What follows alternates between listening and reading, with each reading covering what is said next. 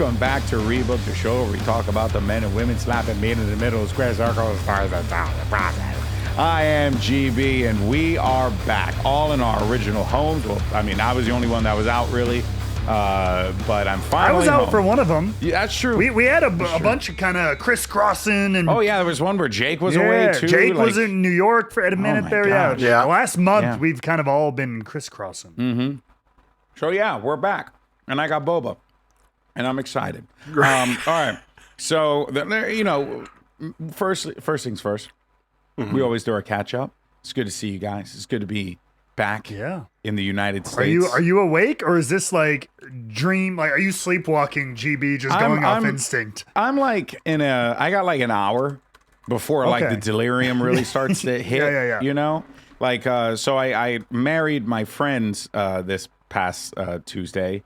Like a throuple? Like you're part of it. Let me rephrase that. I officiated a wedding for my two friends this week, and it was super fun, and I'm glad the wedding was early, because when we were on the dance floor and I was like 3 bourbon drinks in, I was like, oh, this is like, someone might actually pull the plug and I might, reemerge in Zion or whatever from the freaking Matrix, like this is it. Like, or I'm in the Nebuchadnezzar, you know what I mean? Where I'm just like, where am I? And then in comes Trinity, which, by the way, wouldn't be like that bad, because Carry On Mouse in Matrix was dope. So, that's all I'm saying. That's how I was. I was delirious as hell. It was crazy. But I came home, and I had never, I had to use the bathroom, and then I saw my friend who was like dog sitting for us. And then I went to the bedroom, because I got one of those new adjustable beds, that they move up and down. Oh, that's right. Yeah. I got the old on person it, bed. and I faded away like Thanos snap. You know what I mean? Like, I was like, oh, Mr. Stark, I don't feel so good. Like that, and I got faded away. Shit was crazy. So, yeah. It's not the first time you've been faded, nor will it be the last. No, and I'm granted a little faded now. So, it helps it helps keep the whole thing going. Cheers. All right, well, let's go ahead, and since that's enough yapping for me, I want to hear from you guys. Matt, how you doing? You got any TNA stuff going on? Soon. So it's been a very chill month, because we taped a bunch of stuff and everything. So I'm getting ready for a very busy month between TNA, and I actually have a couple of independent shows that I'll be doing stuff at. So going. We're throwing a little vacation in there in the middle of all that too, me and the wife. So I'm about to be going. And also I just found out today that for some promotional thing through somebody who knows somebody, I'm going to get a private theater screening of Dave Bautista's new movie. Holy crap. In like a week and a half. That's freaking cool. Wow. Yeah, we got invited to this, it's like, you can invite however many friends you want. A private screening of The Killer's Game. Nice. Whatever. Yeah. For, which is, it's like some action comedy. I haven't even seen the trailer. But that's freaking awesome. It'll be a fun time with some of my friends here in Chi-Town. So, yeah. Pretty good. Well, that's freaking cool. Yeah. Jake, what you got going on?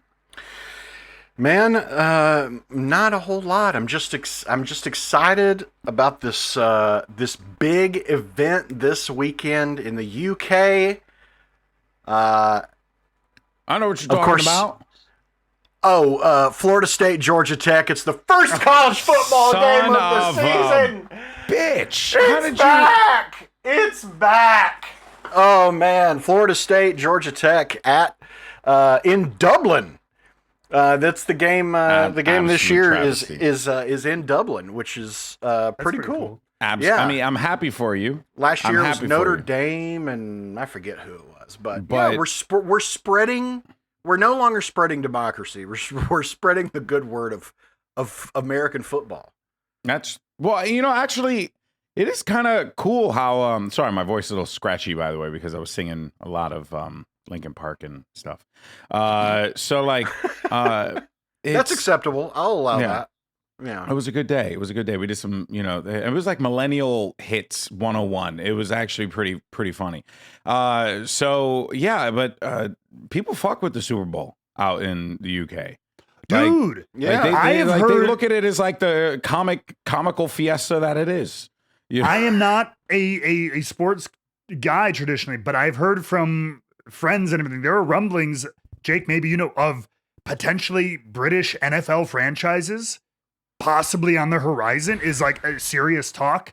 That would be interesting. Going on. I mean, they have played a game in London every year for the past. They love it over there. And they're doing one this year. The Packers, my team, actually plays this year in Mexico City. I heard little rumblings, same kind of thing, that maybe Mexico could have an NFL franchise if the cards go. I don't know. That'd be interesting because at one time little rumblings is all. NFL had that kind of like semi-pro league, NFL Europe for a while, and then they stopped doing that.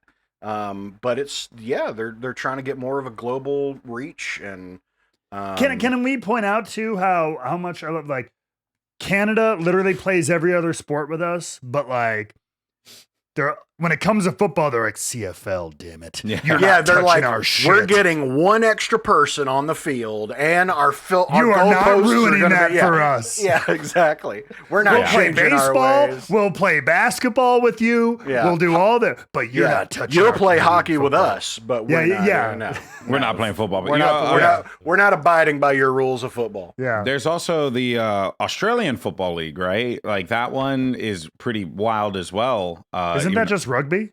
No, like, I mean, it's like a version of it. I thought it was. I don't know exactly what it is, but it's like football, but it's also rugby. It's like a combination of everything, but even more violent.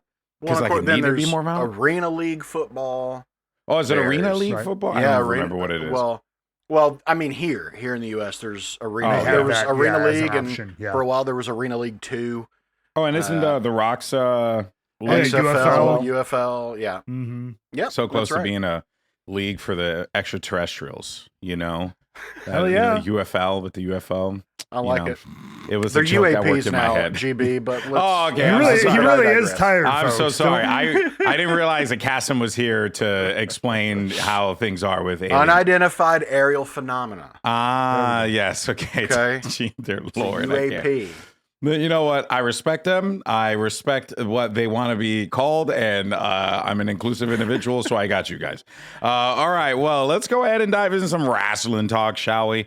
Because I've been basically all over the world, apparently, I haven't really had a chance to watch WWE. So I want to know what's been going down in WWE this week from my dear friends who have been keeping up with everything, I hope. And this is an opportunity for them to really give me the skinny. So who wants to go first? What's most compelling? What's sticking out to you guys?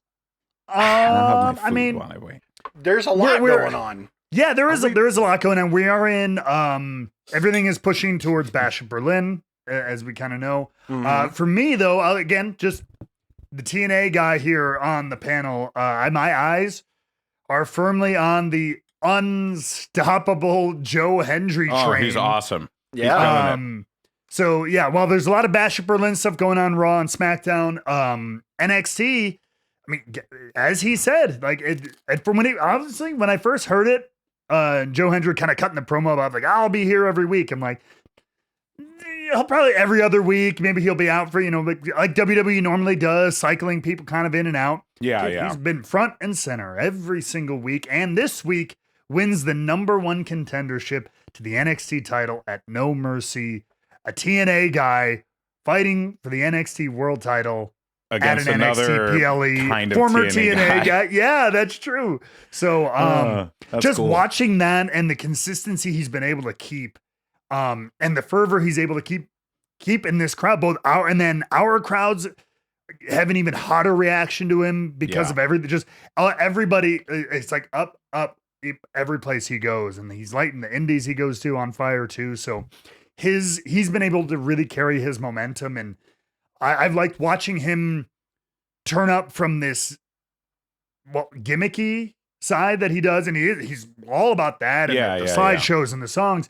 But I know he's made a really conscious effort, and I think it is coming off of kind of turning that corner when he's got to, like, in the ring, being and the kind star. of as a guy who's like, like we're laughing and having fun, and I'll be entertaining as all hell.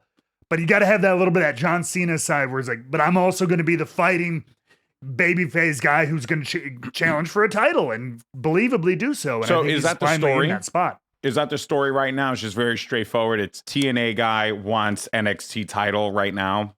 Pretty much. I mean, he came right out to Ethan Page. It was like, I want to come after that. And of course, they had the whole Wesley jumps in, then Butch comes in. Yeah, I'm going to call him that because it's going to piss people off. And so that they had a whole including match. him. Wait, why is Pete Dunne, aka Butch, aka Pete Dunne, still? Why is he there? Because gold, baby. Because why not? Why not? Okay. But isn't he like in a program right now with Sheamus? Yes, he is. Yes, he is. Yeah. So is that? I wonder, is that bleeding over, or is this like alternate timeline? It's segmented. There doesn't seem to be any carryover. Commentary's not really drawing attention to it. I kind of like that. It's interesting, right? I like the idea of having like side quests for wrestlers. Agreed. You know what I mean? I think it's actually a kind of cool idea because then you can allow a wrestler to kind of like explore different types of matches, right? Because like in this instance, like he gets put into a 4-way match where he can like really show off his like ability, and because it does feel like that Pete Dunne is going to be someone that they want to, especially because he's Triple H's boy. He's someone that they're going to want to like put that effort into. I wonder if we're ever going to get like NXT UK Pete Dunne back. Like that era was Bruiserweight. We might. Yeah. I don't know if we will in NXT, but I feel like things are heating up with him and Gunther on Raw. And Gunther. I'm sorry. Sheamus. Okay, I was about to say, whoa. All you Europeans look the same to me. Okay, well then we lost that audience. That was but yeah, Sheamus. Good to have you here, Europe. Goodbye, friends. Yeah. All right. Okay, cool. Yeah. No, so that's sick. So Joe Hendry right now, very straightforward situation, but he's going up against Ethan Page. It's TNA versus NXT. I quite like it. Although I am wondering how long they're going to keep leaning into it. You know what I mean? Because eventually, like, I guess the novelty is still continuing to bear fruit. You know what I mean? Like, of the NXT TNA partnership. Yeah, it seems like it continues to be a gift that keeps on giving at this point. But I am curious, right? It's like, what do you end up doing with this? Like, do you really have Joe Hendry lose? Like, can a TNA guy hold I would say a major title in WWE? It is. Look, I think, yeah, I think both companies are looking to make some headlines. So and he's had the most fervent momentum out of anybody in this crossover. And Ethan Page is a perfect person to drop that as well. Yeah, even though I feel like he deserves a longer run. So like I don't necessarily see it happen, but like I can see it either way, which is good. That's a good thing to be able to. That means you're telling your story well if you could see it go down either way. But I mean, I can tell you a little inside baseball that like this partner it's. From what I'm understanding, long term, like this is not. That's awesome. I think it's there. I don't know if there's concrete, like creative, like hey, here's where we're going in 8 months. But it's like this is gonna keep happening, whether it's all the time or if it kind of cycles down for a little bit and then comes back. Like TNA will be a character. TNA wrestlers will be characters in the show at some point at any divergent for a while periods. Yeah. For a little while now. Yeah. I don't think it's ending anytime soon. I'll say that. Yeah. And honestly, I don't really see a reason why you would end it. Right? Until somebody gets ticked off and it's not working for one side. Yeah. Which, that can't happen. Business That's goes true. up and down. But like for right now, I think everybody's very cool. And the results have been fun. Yeah. Everyone's doing business. You know, that's like the whole point of it. Right? Yep. All right, Jake. What's your thing? Jacob Fatu beat the shit out of Roman Reigns. Yes, he did. All right, we get out there. He beat the shit out of Roman Reigns. Boy, he came out of nowhere. And boot and all. Oh, his foot's still fucked up. He's still got a boot. He's still in a medical boot. But the shit that man did in a boot should worry Roman about what he does in a pair of shoes. Because, my God. He came out and just put a hurting on him. Well, we knew that was. We talked about that last week. Right? About that being a thing, like holding him off to, And boy, it was something else. It was a real interesting segment because Roman came out there and took out the bloodline pretty much, and then here comes Jacob Fatu to save the day, and it was impressive. It was a real impressive moment. So you had that. The tribal chief, by the way, did I mention his alma mater plays in the first college football game this Friday? Anyway, hey, he went to Georgia Tech. Joe, he was a defensive tackle. Thank you very much. Joe, you're on a first name basis. Yeah. You're tight like that. That's good. Yeah. You're tight like that. Well, because I'm talking about the football player, not the tribal chief. Not the tribal chief. Two different people entirely. But my question is this: we said that this would happen, right? We were like very confident that Jacob Fatu has kind of been kept away from Roman purposefully because of the thing. Do we now think that a match is possible between the two of them? Is that a route you want to go down right now? Yeah, I do think it more so because we asked that question last week.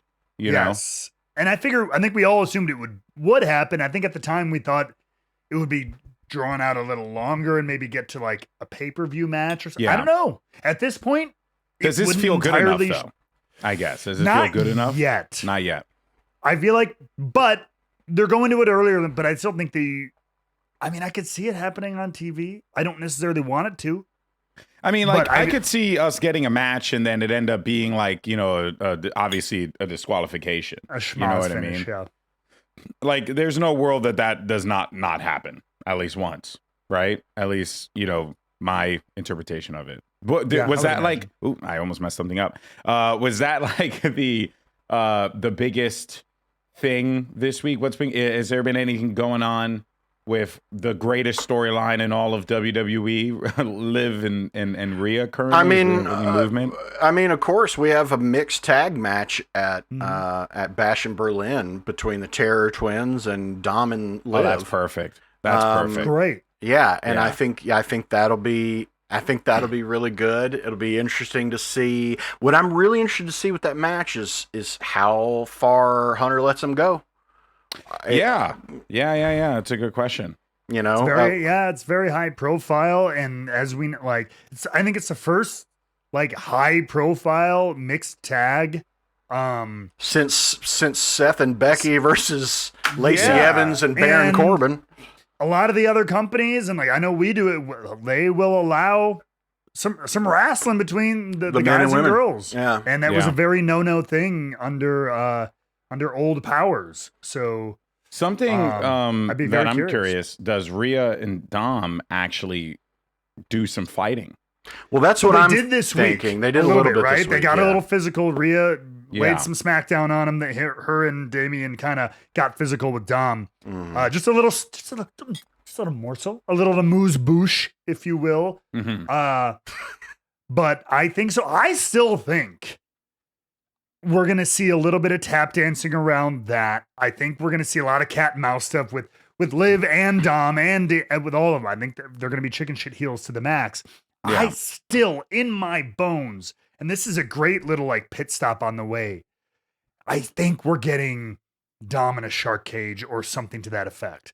Oh, in a rematch between Liv and Rhea. Because the Liv and Rhea title match is going to happen again. Yeah, and I was going to ask something about that. So I was on my new addiction threads and posting. You know, Matt, I see you on there as well. And someone had posted this, which I wanted to ask your guys' take on. So this is not Nick, who I've been seeing post quite a bit on Wrestle Threads and stuff like that. And he said the hot take was that WWE should get the title away from Liv and Rhea as they continue their feud. Every other woman on Raw is in some weird three-way tag situation with the title being held hostage for a feud that currently does not need the title. Now, I responded and saying, I get the sentiment, but I don't agree with that at all. I feel like right now the problem that WWE has is that they don't have anyone that can carry a world title storyline to the same degree that you're getting out of Liv and Rhea right now. You know, because Liv and Rhea, if they don't have the belts, will still be the biggest storyline, right? Am I wrong in this? No. And that's why I'm like, I think if anything, what WWE's been doing with the women's tag titles has been very smart, because they've just taken a bunch of the girls and just put them in tag teams, put them in teams. You know, and now like they're like Damage Control wants to rise back to the top, and then you got the Pure Fusion Collective, which when you see it spelled as Pure FC, you're like, oh, why didn't they just call themselves Pure Fighting Club? That sounds way cooler than Pure Fusion Collective, bruv. I don't get it. Anyway, so I'm seeing some pretty interesting stuff there. But yeah, I mean, it feels like we do need the titles for this. I just don't. There's no one else really to carry that right now because we don't know what's going on with Becky. Asuka, I think, has been hurt. Outside of that, I mean, who else have you really built up recently as a singles competitor? Nobody. So, yeah. And I understand. Well, that's the point. Is put it on someone else. Yeah, but like it would only hurt. The belt doesn't need to make the wrestler. Like that's not the point. The wrestler has to make the belt. And there's an opportunity to really shine in that tag team division and that hunt for tag titles that I think could really, say what you will, it's done great for Jade Cargill and Bianca Belair. Like they've been involved outside of the title picture because honestly, they're two very believable, world champions. So like makes sense, to kind of just like cart them over there for the time being. I mean, yeah, I think this adds credence to the idea. I do think there is room. I don't know if it's on one show or both for a women's kind of like intercontinental U.S. title sort of. You don't think the tag titles are good enough for you? You think there should also be a women's single? Tags are such a specific gimmick, though. They really are. You need a group or a team of you do need something for individuals, I think. Okay. And especially with the tag. And maybe, I don't know, because the women's tag titles go between both shows. Maybe you have a women's I don't want to do a women's intercontinental or women's U.S. title. I fucking hate that. Yeah. It should just be its own belt. Like the TBS title is its own belt. Precisely. Yeah. But all that there will always be the argument when a title feud especially gets really hot. They'd be like, oh, they don't need it. No, they don't need the title for that because it's so good. But then sometimes when you just put your eggs all in that basket, it just makes it all really. The stakes are high. Everything, the emotion is high. The story is high tense. So like everything is really good. Sometimes it's good to do that. To just load it all in there. I don't need to have a whiskey with my steak, but I'm not going to send it to another table. I'm going to drink that thing. Like, sometimes it's nice to do that. Yeah, you don't need it, but it makes for a hell of a time every now and then. What a comparison. Also, it's fantastic. I obviously love that. Yeah. That's great. But we kind of alluded to it, but you also make a risk in that. You're like, all right, some title match happens.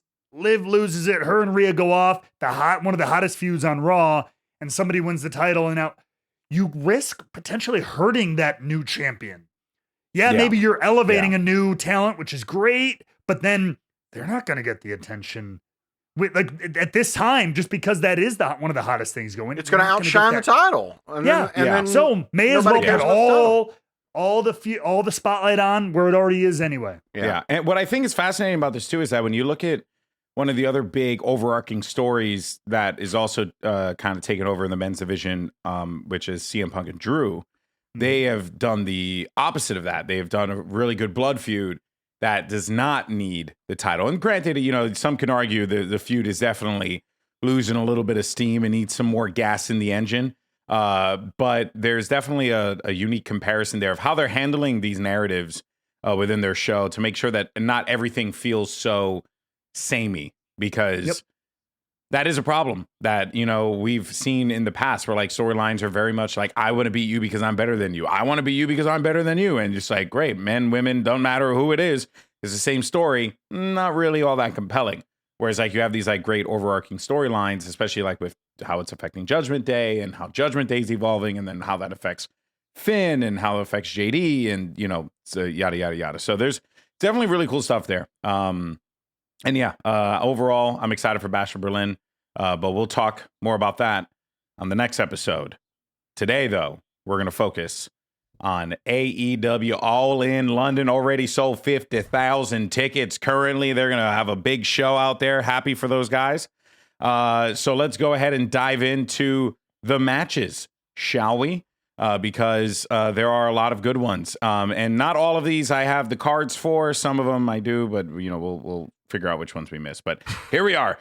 First match we're going to talk about is our AEW World Trios Championship. The Patriarchy going up against the Bang Bang Gang, going up against House of Black. And apparently we know who the fourth team is. I don't know who it is because maybe I'm a little clueless on that. It must have been taped because they're taping Collision ahead of us because they're ahead of us there. So, Got it. We live in the world of now. We don't live in the world of rumors. So That's true. yeah, That's true. Mystery. You're right. I like the story is the mystery team. So Yeah. I like that. So this is the holy story. crap. I mean, right now, look, this is going to be a great matchup, no matter how you shake it. Christian Cage continuing to establish these belts. There has to be something with Luchasaurus here. There has to be something because I don't know if you guys know, but Christian Cage, as brilliant as he is, was doing a promo about who deserves to hold the titles. And you'll notice that over here, if we look right over here, a certain Mama Wayne is holding the other trio's title, and a poor puppy. He doesn't have anything. Luchasaurus has no belt. And the poor jacked 6'5" guy is not holding anything. It's so fucking ridiculous. So the question is really, does the patriarchy lose the titles here? I don't think so. I think the Bang Bang Gang are the ones that take the pin, but I could be wrong. There is no pin because it's a ladder match. Sorry. Regardless, I think the Bang Bang Gang are the last ones that kind of like lose it. Almost, you know what I mean? Maybe they almost get it and then get fucked. And I don't know. I mean, I would like to see House of Black get it, but I just I'd like to see House of Black do that too, because it feels like we've just been like in a holding pattern with them for a while. Yeah, like I was gonna say the same. They've been so close. They were so close to the TNT championship. They were so So I would like to see House of Black win, but I just don't think the story's done with Christian and the patriarchy, and I think we're gonna see. I think House of Black, they go one-on-one, baby. I think House of Black go patriarchy, right? That makes sense after this. I think actually maybe to your point, GB, I think maybe it's House of Black who's an inch away and then get screwed over. Mama Wayne hits a low blow on somebody and shoves him off a ladder kind of thing, right? What I hate is that there's a fourth team here. Yeah, I didn't think they needed it. This is clearly, in my mind, we want to get 3 more guys on the card, which I understand. This is like a Mania style show. Just get everybody. But man, you're talking the story, about 12 people in a which ladder is already match, a shitload production wise. The 3 teams that are here have been doing stuff on TV. But you know what, though? To play devil's advocate on this, I'm curious to know what you guys think about this. It is your biggest show of the year. So yeah, you're talking about like a big coordinated show. Why not do it here? They've never done this size, like 12 people, trios ladder match. And that's not something that's been done before. So does it make sense to kind of do it at one of these big shows like this? Like if this was like if it was like Dynasty, then I'd be like, okay, I don't know if it's like that necessary to do it for this brand new pay-per-view, but this is like a big ass show. Then have some foresight and write that in. And so whoever this fourth team was could have been a part of the feud, part of the angle for the last build-up, at least 3 weeks. And not just go in the week of the show, we're going to throw 3 more guys. Right, in. because what do you gain from that? Like, what do you gain? Exactly. I mean, if you're not sold out, is like this fourth team the one that's going to be like, oh, fuck, they've been added? I better go get tickets now. I better buy this pay-per-view because these 3 people have been added to this already 9-man ladder match. It's going to be carnage. It's going to be carnage. Of course, it's going to be a wild freaking show. I'm expecting it to be like the potential match of the night, given that AEW does have a tendency to do really well with these like big spotty matches. I admire your optimism, but it's not match of the night. I mean, you're not wrong, because there are going to be other matches. Actually, you're right. There are. It'll be maybe the first match of the night.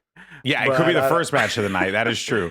And then it loses that title immediately after. But I could definitely see a lot of people be talking about this coming out of it for sure. But our next matchup. All right. So, and just so I know, I realized I didn't swap the topics on this one. So, there we go. So, for that trios match, how are we feeling? It's going to be patriarchy? We're saying 50%. We're like feeling 50-50 on it. Are we not sure? I'll take the patriarchy. I'm taking the patriarchy too. I just feel like it makes sense. I'm gonna be the bold dark horse here. I'm gonna say House of Black when Luchasaurus decides to say enough is enough. I think maybe this could be the moment that you're talking about, GB. Like, I don't know. I don't feel 100% confident in that, but just to take a different route, I'm going to put my money on that. I don't hate that. I think, that maybe they do the fuck finish to somebody. Christian is cockily climbing. He reaches up and said, you know what? No, enough is enough. He power bombs him or something like that. And then somebody scrambles out. And you know what? I could see Christian. I could see Christian. In it. I could see Christian knocking Luchasaurus off the ladder to get it himself. That could be fucking good too, bro. And then it really starts that splinter finally. Those are two excellent theories. Yes. Oh my gosh! I honestly, I want to see either one of those things happen because either one, it's going to be awesome. Right? Yeah. Like if Christian throws Luchasaurus off of the thing, that is fucking hilarious. Yeah, that's great. What a shitty. This moment he's climbing up and Christian's looking at him. He's like, "No, get your big ass down right now. I'm doing this." And it's just this standoff, and they won't do it. And then dude, finally, Lucha comes down. Christian with his cocky ass starts climbing up the ladder. And he's, whatever, and then Lucha dumps his ass off the ladder. All of it can be good. That would be with great. it. Dude, I can't wait. I can't wait for that. I really hope that happens. All right. Well, let's go ahead and move on to our next match here. This one I'm excited to talk about. Curious to know what you guys think as well. We have our TBS Championship matchup. It is going to be Mercedes Moné taking on Dr. Britt Baker, DMD. Now, these two had a pretty damn good promo on on the go home show of Dynamite. Britt Baker said that she's a 1 of 1 while Mercedes is a 1 of 4, which I thought was like a cool, I like that line. Sure, you know, that was a nice little line. there are a lot of people who get really mad about like the mentioning of WWE, but I feel like that was subtle and clever. Yes. Yeah, no, that's considering Britt being an AEW original and Mercedes being the invader, so to speak. But I don't think she drops the title here. I don't think so loses. either. Yeah, I don't think so either. I agree. Like, but here's the thing is, I don't really feel like, I don't know. Part of me is like, I don't think the crowd's behind Britt necessarily, but I don't really think they're behind Mercedes either. I don't know. This is one I could really see this one going either way, but at this point, I don't see Mercedes dropping the title. I don't either. I also think they've done for it kind of feeling, not shotgun because they've had a couple of weeks, but for it being a relatively quick alliance out of nowhere with the Camille Brickhouse. They've done a good job of kind of making her a badass, as that heater for Mercedes. The nice moment this past week, or I don't know if it was Collision or whatever, with the breaking the kendo stick kind of thing. Yeah. So I don't know. Obviously there's ample opportunity for her to get involved. So do we get to something where Camille shenanigans, Mercedes retains? Does Britt have to get an equalizer, a friend, a backup? We go into another, kind of match, maybe stipulation where then she can maybe get the one up. But I think you're right. I think on this one, I think Mercedes holds on to it. Yeah. I think Mercedes holds on to it for sure. Now, there's another one that I do not have the graphic for, so we're just going to talk about it real quick. It will be the FTW Championship matchup, Chris Jericho versus Hook. If Hook loses, he cannot challenge Chris Jericho for the title. Look, I actually have enjoyed the learning tree a little bit for what it is, which is very meta of a gimmick that I understand people do not like. But I am completely okay if after I want Hook to win and I want Hook to retire the damn title so he can move on from the FTW championship, because a little bit. there's just too many belts.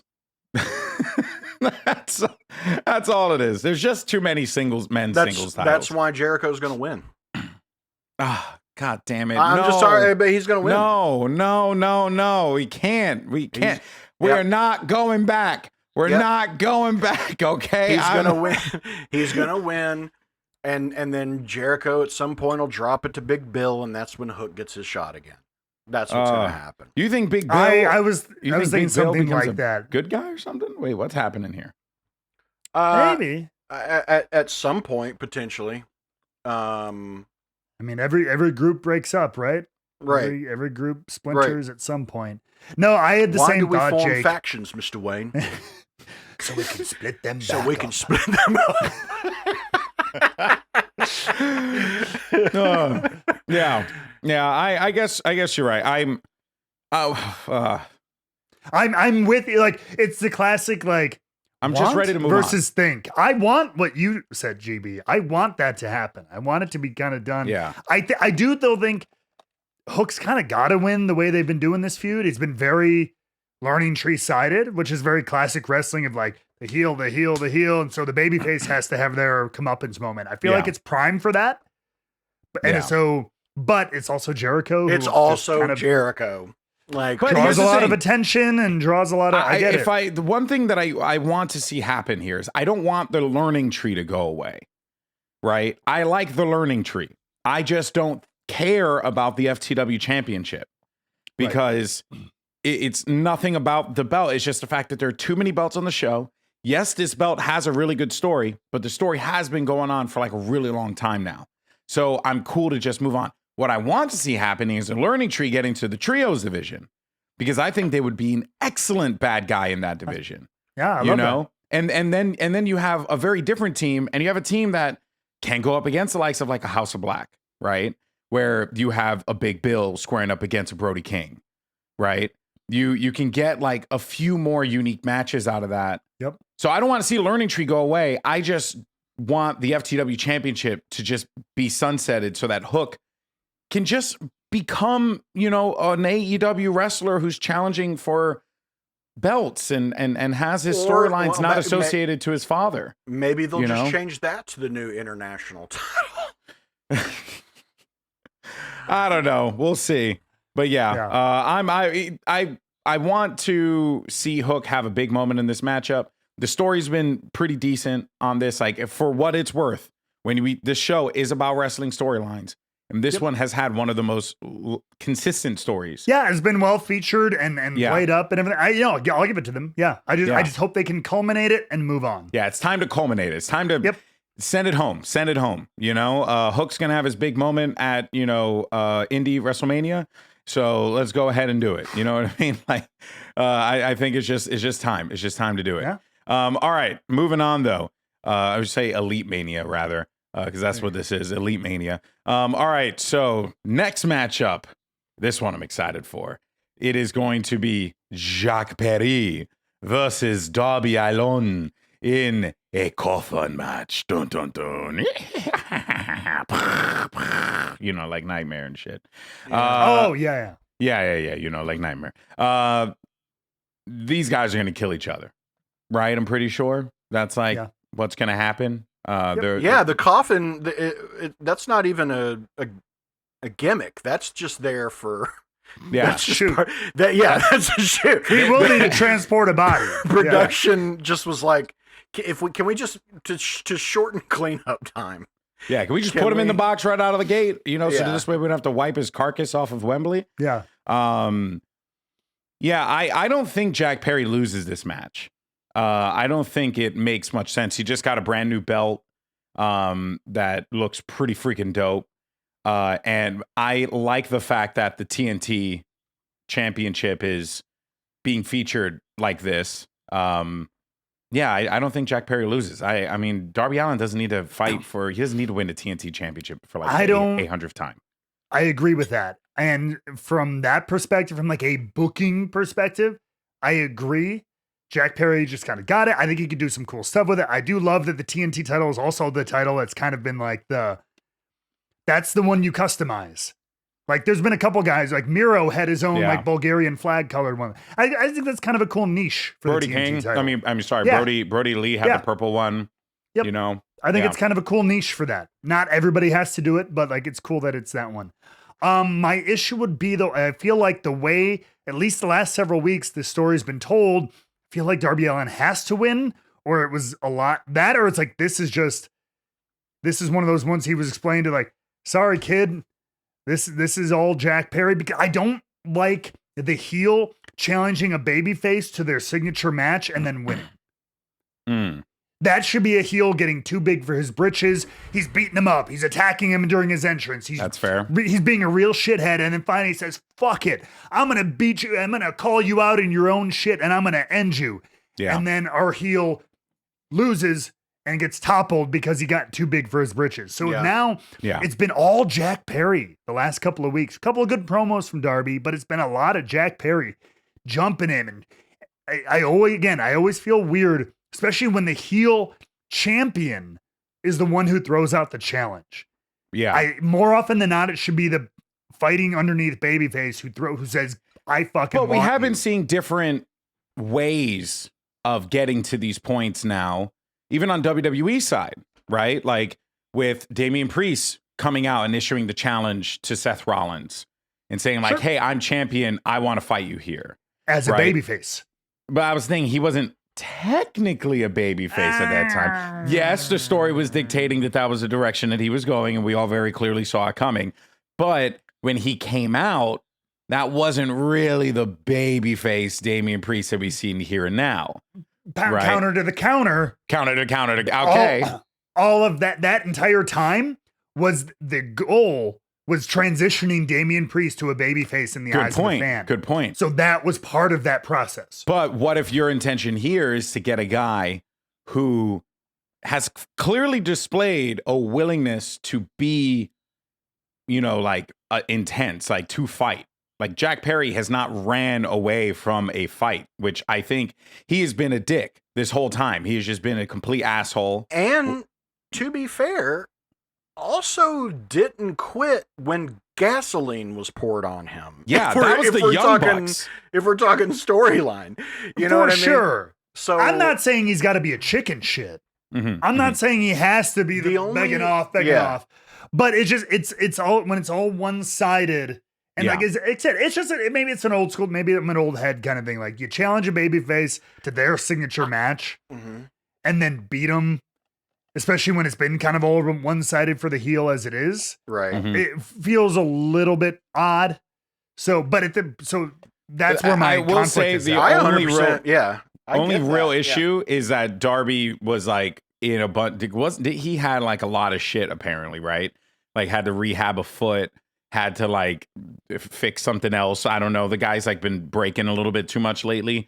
So maybe that's why. I don't know. I don't want to speculate, but that could have been the reasoning. I don't know. And you're not saying you're wrong. Not saying you're wrong, by the way. No, and you know what? Honestly, like I still don't love it, but if there's a push to me, like we want the Jack Perry character to be fucking over and dangerous, and maybe Darby is going to finally get a chance to take a break after this match, right? Yeah. And he can go away for a little bit, recover, do some stuff he wants to do or whatever. But like this feud, it's been a lot of Jack Perry. Jack Perry puts away the Coffin Kid in the Coffin match.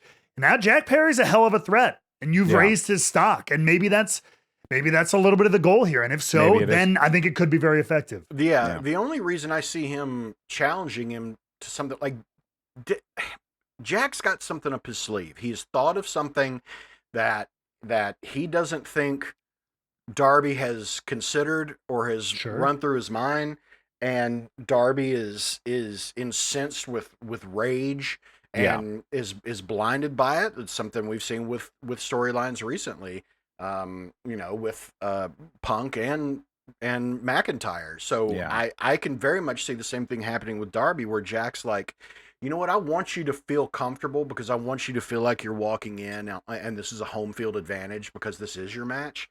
But here's an element to this that you have not thought of. Yeah, we're going to fuck you up. I think I think we should get good story coming out of this. That's what I want. I don't want this to be like a cut and dry wrestling match. And with a coffin match, you're usually not going to be cut and dry. But I really do think there's a rich opportunity to just continue the narrative in a very effective way that continues to build up Jack Perry, which is very clearly like what they're putting a lot of their investment and time into, you know? I just think, and because also think like, I feel like Darby Allin is gonna be put in that coffin. Jack is gonna nail it shut and gonna dump him in the Thames. Like, that's what I feel like. Darby likes doing crazy, stupid shit. I could totally see something like that happening. Yeah. Where they're just like, how, you know, and then this is just me doing some weird fantasy booking stuff, but it's like, he puts him in that, dumps him in the Thames. They are able to pull the coffin out and they open it. And no Darby Allin. Ooh, dun dun dun dun dun dun. Oh, that'd be cool. It'd be cool if like Darby Allin becomes the Crow. He becomes the Crow. You know, right? Which I wouldn't hate, honestly. That shit would be fucking dope. But AEW doesn't like doing supernatural storyline.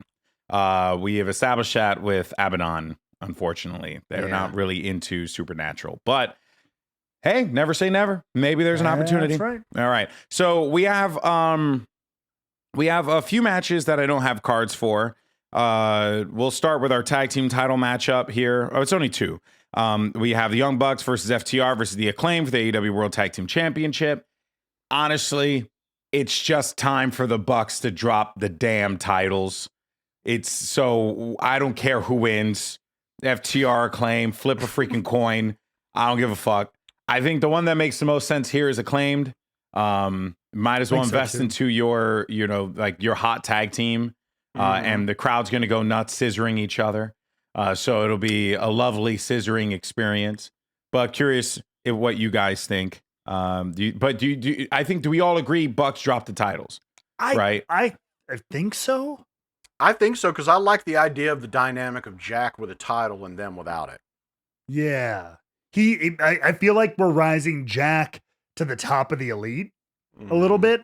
And maybe that'll cause friction down the line. That could be a good kind of implosion storyline for them a little bit. Yeah. That's again, because Jack Perry's been booked so strong. I think I had the exact same thought. Comes out of this bad. He demolishes Darby Allin in his own match. He stands tall. Meanwhile, the VPs, they lose their titles. They fuck up. You know what I mean? And so they eat the pin because it's a triple threat, right? Yeah. So yeah. Do we think they eat the pin, or does someone else? I actually wouldn't be opposed to that. I don't think you do a whole protect the Young Bucks thing here. I think that they need to lose the belts. Yeah. So because they lost the casino. Oh no, sorry, not the casino. The fucking Blood and Guts. Right. They were the ones who quit. It was Matt Jackson, I believe. It was Matt Jackson. All the more reason for them to lose and Jack to retain. Jack was like, I was willing to die for this. And you cowered out and said, no, you should have been willing to die for your tag team titles. I was willing to die for my TNT championship. Brother, it writes itself. Holy shit, they're going to do this.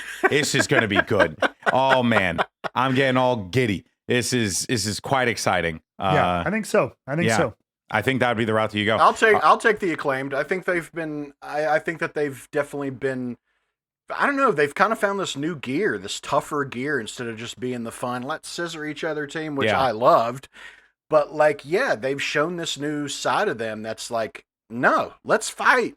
And I really like that. Yeah. They can still be that and still whoop the shit out of people. I mean, and sometimes that progression feels forced, but I think it's felt pretty natural with them. 100%. Yeah, I agree. That I think was what the Street Profits were trying to do when they joined, Bobby, and when they were rebuilding themselves. But for some reason with the Acclaimed, they gave them the space and the promo time to really be able to like establish the characters. I mean, that is, if there's one thing that you can say about AEW's building of the Acclaim, it's that they let those guys go on the mic all the time.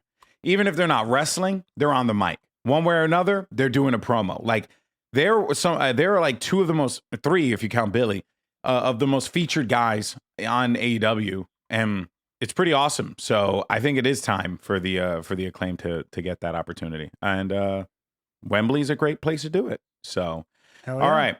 So let's go ahead and dive into our next matchup, which is going to be a fascinating one because we have dun dun dun the AEW American Championship being defended. Will Ospreay versus MJF. Now this graphic was taken. I was gonna say this is an old graphic. Which is whatever, ignore it. But it is for the AEW American Championship. Now, let's just talk about how this story has been developing. Because MJF, the American hero, was not a gimmick that I thought we'd ever get. Because that just seems so fucking far out of left field. But, you know, Jake, I as you're a fan of like the older wrestling, you know, eras and whatnot, this definitely has that vibe. You know, that old a little school... bit. I mean, yeah, it's definitely and what I enjoy about it the most is I don't think. Well, I guess this would be the rare exception that I don't think MJF believes any of the shit he's saying. I think this is all 100%. A cerebral game for him. He is getting under the skin. He's getting in the head of Will Ospreay by changing the title and making it the American Championship that he will be defending his title after he rightfully took it from hometown boy Will Ospreay. I think it's been really interesting. I don't think it's something that's going to carry on long term. I think it's just I'm just doing this to get under Will Ospreay's skin. What I'm interested to see is if Will does take it back, is it still going to be the American Championship? I have a feeling they'll swap that back. I don't think. I feel like they will too. Yeah. But I did have a kind of like a theory on, because this last week on Dynamite, the promo that MJF and Will Ospreay had was fantastic because MJF had this one moment when he yelled, like, you did this. They loved me. And then you took them away from me. And I was like, oh, that's good shit right there. Because, you know, like ever since MJF turned, you're like, this doesn't make any sense. Why would he do this? Why would he like, you know, why would he betray things? And you started to see like the animosity he had for Will because everyone loved Will. And it fed so well into like what was naturally happening in AEW. And MJF, I mean, this is I was not expecting much story out of this, but then that happened, and I was like, oh, there's like paths that they could go with this. Sure, I don't know. MJF is doing the classic, you know. You made me this way. The fans made me this way. Will, you made me this way. It's, you know, and now I will do everything I can to make your life a living hell. He's and the inside, he's a hurt little boy. That's what I'm saying. He's a hurt little. Right? It's different because we already saw this very exposed MJF in the Adam Cole story, right? Like literally last year, All In was like the culmination of like the bromance of Adam Cole and MJF. And then since then, MJF has become more and more incensed because the people stopped loving him. Well, which is so funny. I'm gonna pretend this is all intentional because, which is interesting because better that way. I know I don't think so, but here's the thing. Yeah. So to your point, which just brought it up, I'm getting a little bit of goosebumps thinking about it. MJF, the ultimate heel for a long time in AEW, always had. That's been his strongest suit, we know. But this weird friendship with Adam Cole makes him one of the most beloved people in the company, the top babyface and everything. Top of the world champion. He's got his best friend by his side, right? And everything.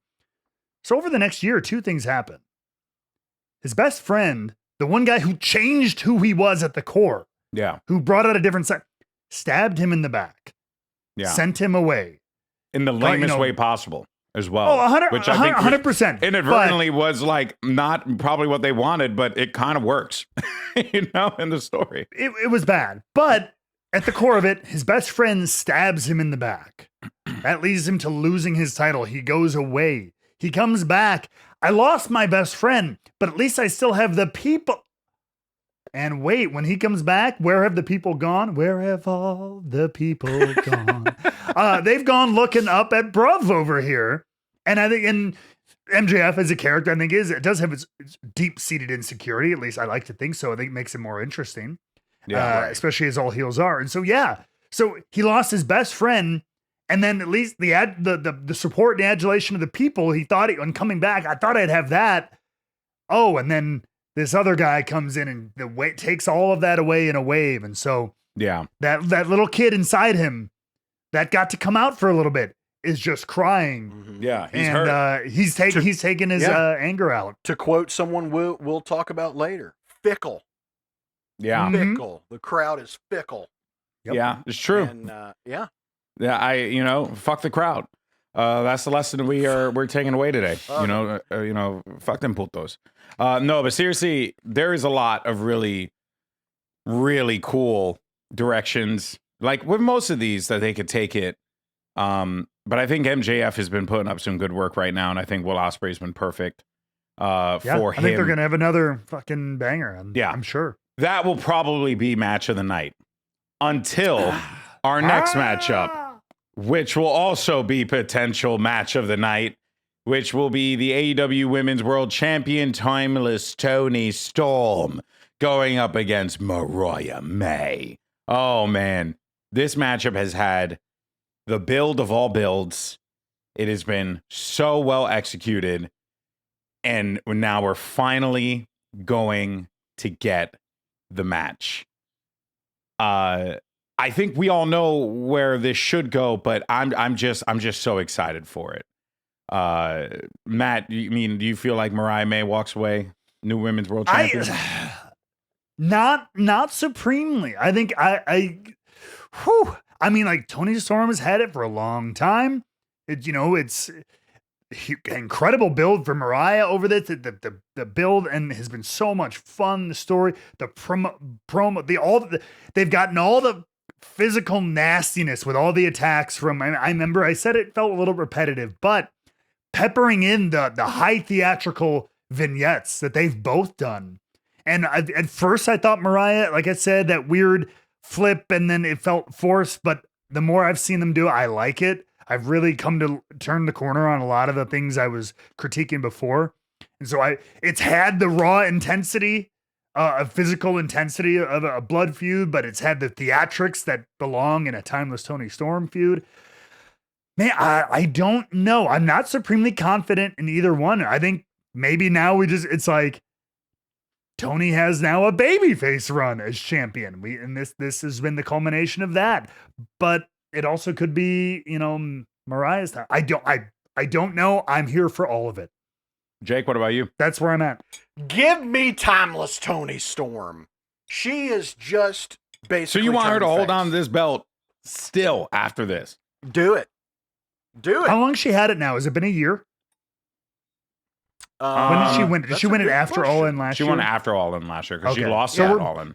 But we're closing in, right? Yeah, this we're getting fall close. Will be we're a getting year, close. I think. Yeah. Wow, kind of crazy. Holy crap. Yeah. What a run she's had. Yeah. Good Lord. Good thing it ain't over. Give me Toni Storm. I just think like she's just turned face.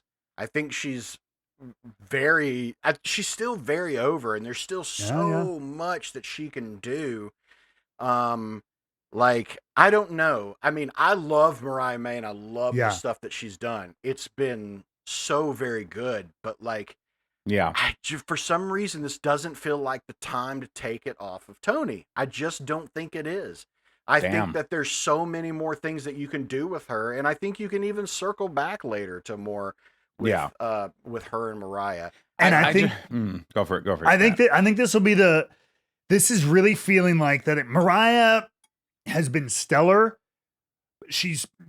But we've just started to really see the meat on her bone. Right. I hope that doesn't sound weird. No. But in context of this show, it makes sense. Yeah. But it's like, ooh, there's a lot here. I don't know if we're convinced that she's ready to carry the division and be that, like, sure. I don't think but I think this match will be a great place to be like, oh, okay. Yeah, she's here and she's here to stay. She's here to be a main eventer.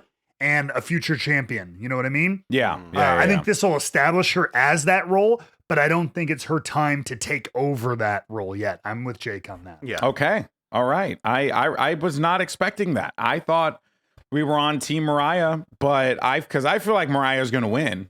But I'm on now Team that you this say feud. that, now that you say that about Mariah carrying the title, it's like, yeah, because then Mariah wins, and then where do you realistically go? You know, like I don't know. You just get another match with Toni Storm, and in that case, it's like maybe you just keep the belt on Toni and you let her just be a babyface, and maybe we get timeless Toni Storm versus Mercedes Moné or something like that. You know, I don't know, but yeah, that's damn, it's going to be exciting.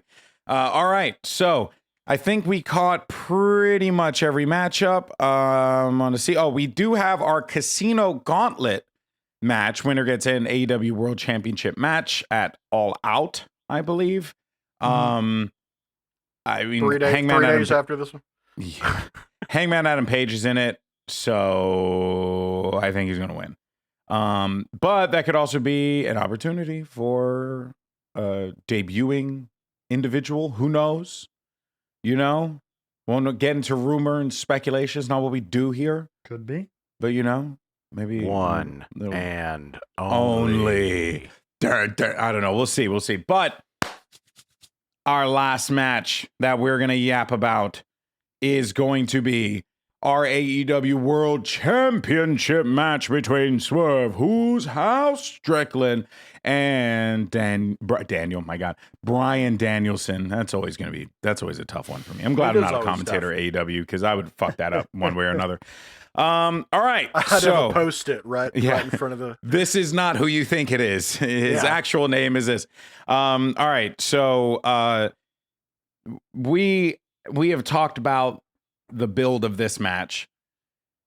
It has been parts good, parts okay, parts but I do think that the promo coming out of this with Bryan Danielson saying that he is the greatest fucking wrestler alive was like such a hype moment.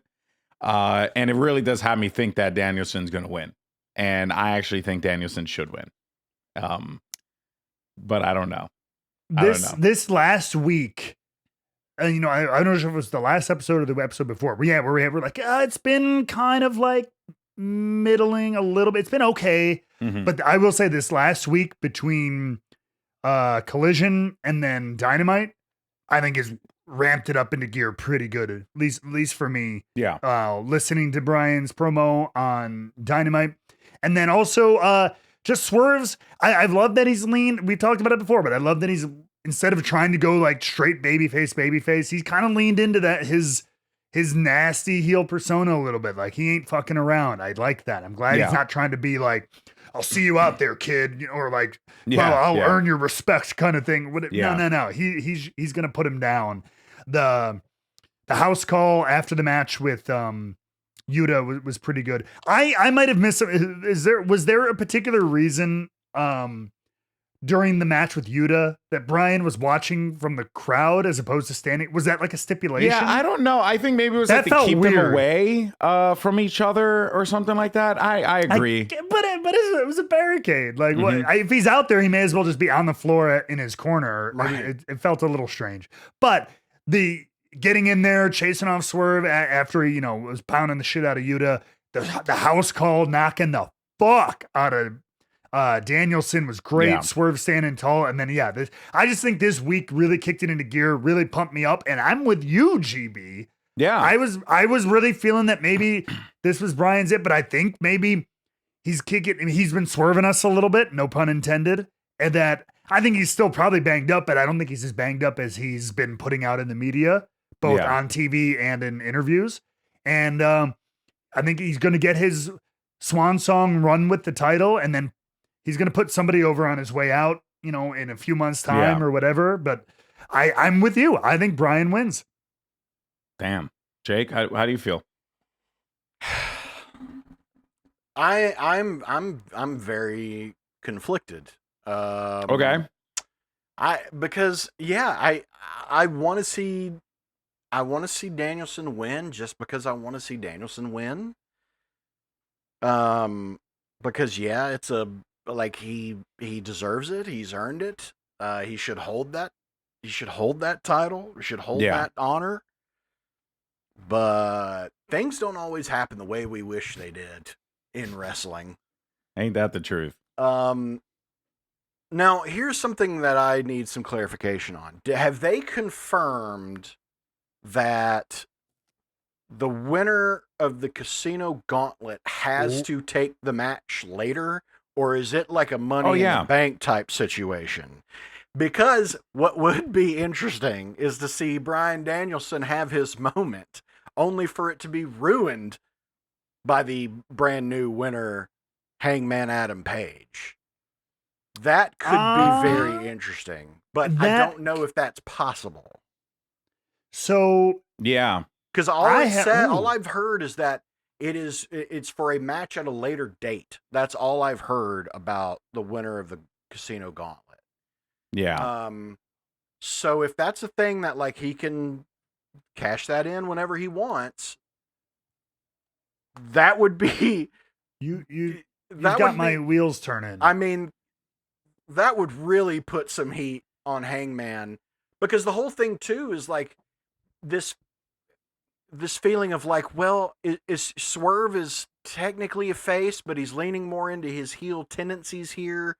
Yeah. So that Bryan can let that part of him shine. So is it like, do we got something? Let's hear it. I got something. Hold up. I got get it up there. Fantasy booking, baby. It could go now. You're almost exactly. I think, and for this to really work, I think Bryan gets this is the Wembley moment. I think he does. I think he goes off. I fucking did it. I still got a mile left in the tank, right? But he's fucked up. And this is all in the story. And hopefully not in real life, but like he fought the war, somehow came out the other side, right? Mm-hmm. I would wish maybe they could say this at All In. Speaking of the Casino Gauntlet Battle Royal or whatever, not Gauntlet, just Casino Gauntlet. State that the winner gets their match at All Out, which is in like 3 weeks.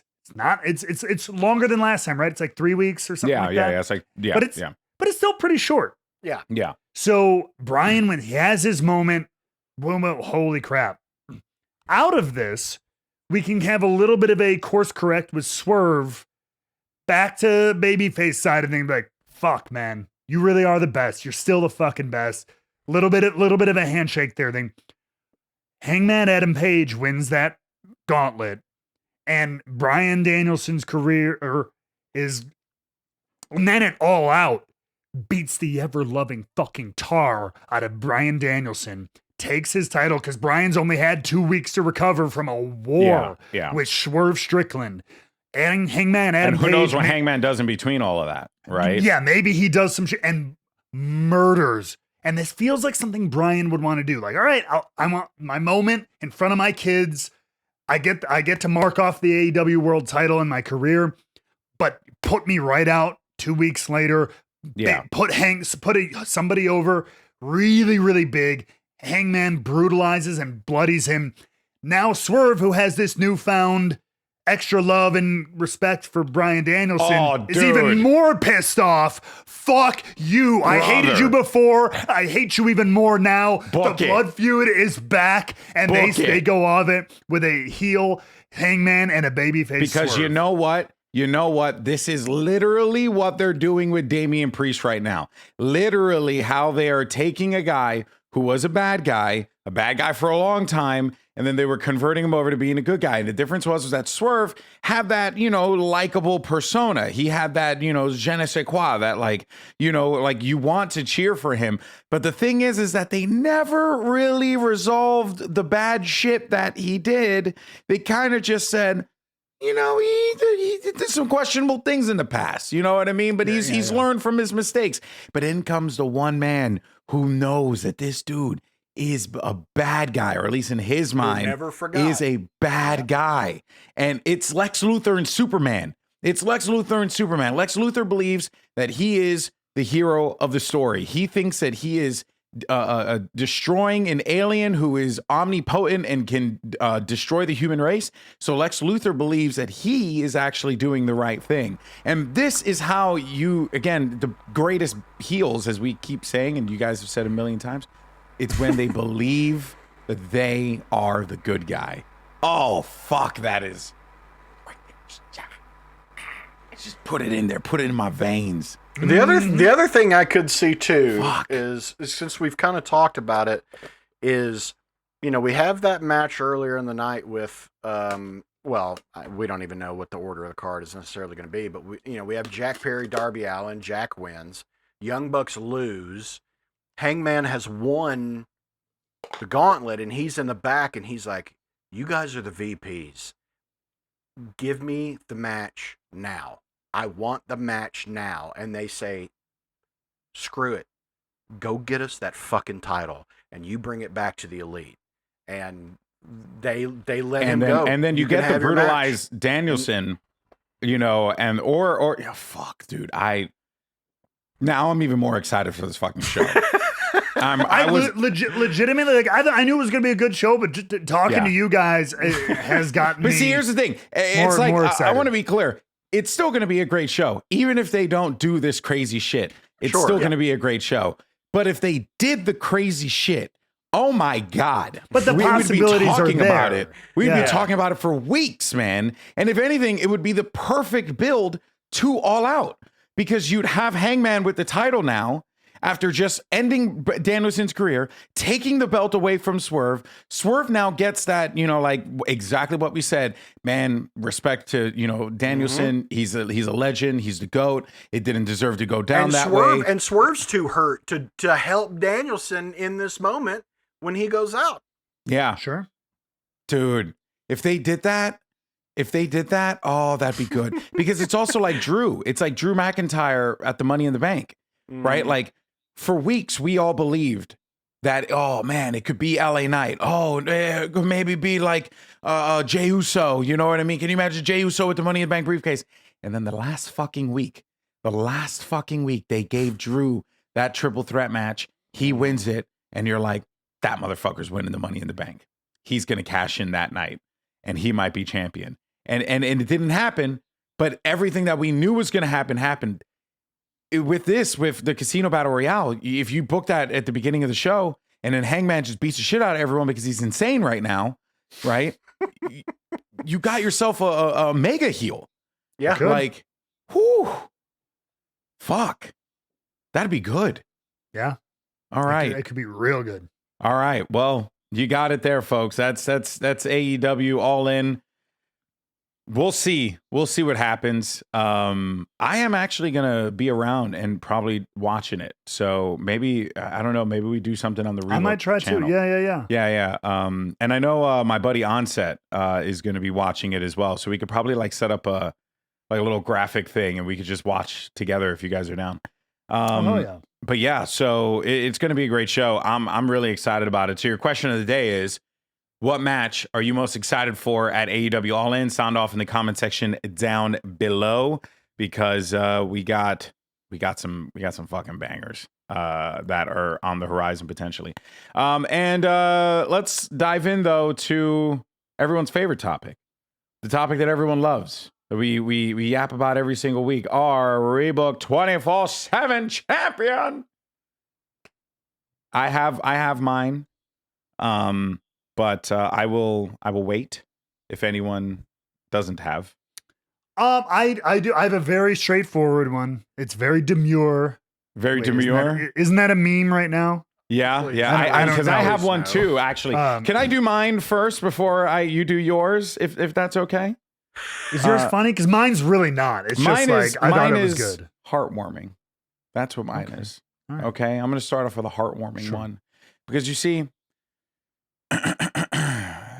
many years ago, in a wrestling world not too far away, there was a young man who would come out with a microphone every day, and he would proclaim himself to be the drama king. Oh, Jesus. And he would do his thing, and he would sing his songs, and the world would love him the world over. But he needed a partner. He needed a vaudevillain. And 9 years ago today, we Shouldn't have posted that. we have posted that. ourselves, our dear friend, the only person on this show who is a tag team champion.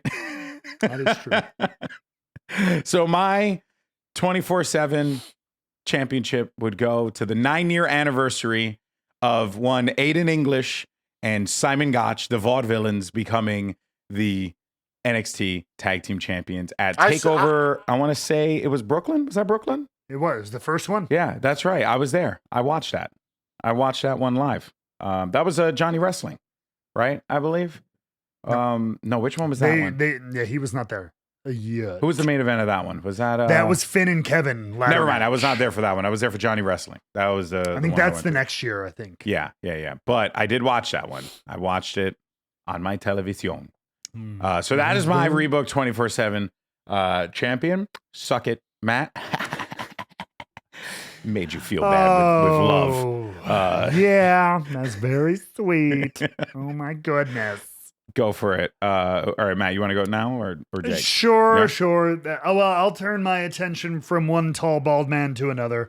No, legitimately, I don't have a funny weird one. It's a wrestling one. I thought that Claudio and Okada had a fucking barn burner, and it was just like, so mine is tonic to both of them, but especially actually Okada, as somebody pointed out, I saw online. Oh, it's nice to see like Okada like wrestle again. Like, kind of old Okada of old had a nice long, good wrestling match. You know, as much as I have loved his journey into like being this like shit talking heel, it's been super funny. But like, it was just good to see that Okada return. So like, and also the fact that they did that. Simon Miller said it on Ups and Downs. I think it goes saying here too. You never thought in a million years that you would see Okada versus Cesaro, aka Claudio Castagnoli, in London of all places, like in the UK, right? Like that just seemed on an American promotion. Like that just seemed so like out of left field. So I do agree with that. It was and it was a fucking great match. And we love Claudio over here because he's one of the greatest humans ever. And everyone should love him. And I will vote for him for president one day when he decides to run. I got to meet him at G4, and he was the nicest he wasn't born here, guy. So yeah, he was great. No, we'll get him on the ballot, man. You don't have to worry about that. Okay. We'll naturalize him, damn it. Yeah, we'll get him on the ballot one way or another. All right, Jake, who you got? My nominee this week is my fiance Shauna, because this past Saturday I gave her my 2 weeks notice, because next weekend is the first Alabama football game of the year. It always comes back to football. I'm just not going to be responsive. And she took it like a champ. Yeah. And she knows. And she left your ass. This far into it, she knows.